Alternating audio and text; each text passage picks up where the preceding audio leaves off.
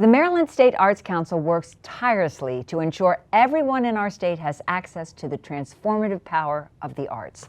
Joining me with exciting news about their new Grants for Artists program is Chad Buterbaugh, Senior Program Director for the Maryland State Arts Council. Welcome. Thank you so much. It's great to be here. Well, you know, for people who are not that familiar with the Maryland State Arts Council, let's first of all just talk about the organization in general terms.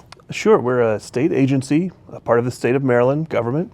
We receive an allocation from the General Assembly each year, and our job as a staff is to provide funding to artists and arts organizations across the state in the form of grants.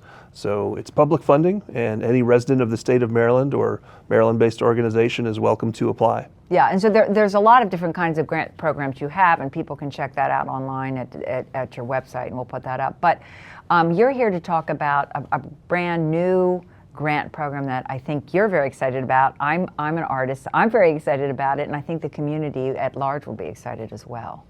Yeah, I hope so. It's called the Grants for Artists program.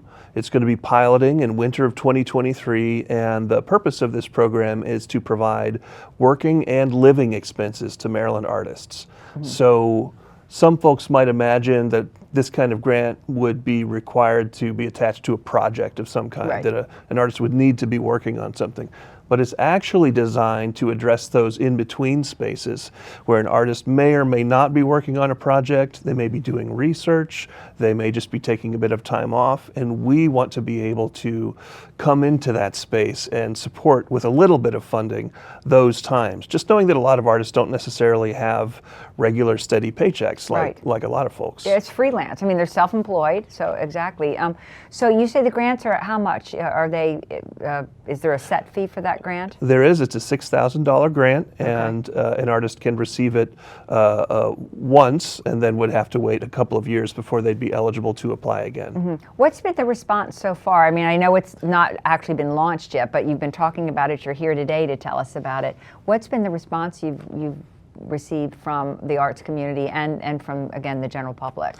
Well, first of all, it's actually predicated on about 18 months of dialogue with the public, mm-hmm, and we've taken a lot of time to hear from them how they wanted us to craft the program.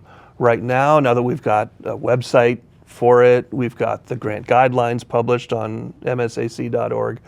There are people calling in, asking questions. When will it be live? Did I miss the deadline? Yeah. Nobody's missed a deadline yet. It hasn't opened yet.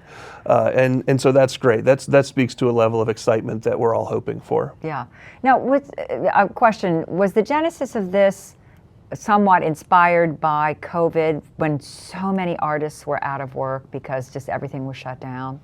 Somewhat. A lot of artists still are out of work. Yeah, the performance artists especially are having a hard time. But yes, early on in the pandemic, we created an emergency grant program to address those concerns, those, mm-hmm, immediate concerns.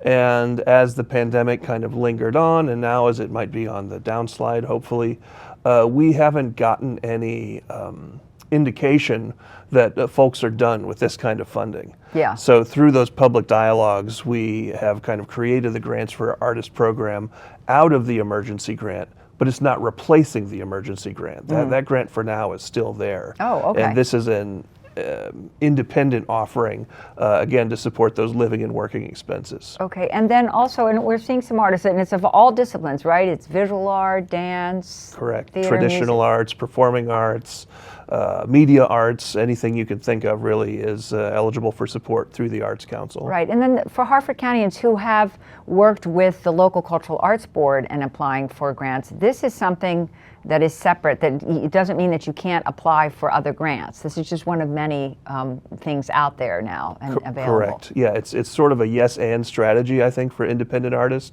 Also, if folks are working with the Cultural Arts Board here, awesome, that's wonderful. Mm-hmm. Jessica and her team are a great resource, yes, locally, and I would encourage that relationship to continue, but also check out the State Arts Council and see what's available there, if you haven't already. All right, so we're going to put up the website, I think we already have, but maybe one more time, and people can also not only go on the website, you have tons of information, but also you can call, right, and talk with someone as well. Absolutely, yeah, and I believe that my work cell is going to be on the screen, so folks can call me. If I'm not the right person to answer a question, I can connect folks with the appropriate staff member. We love talking to our constituents, so yeah, please give us a ring. Terrific. Thanks so much, Chad, and thank you for the good news. Absolutely, glad All right. to share.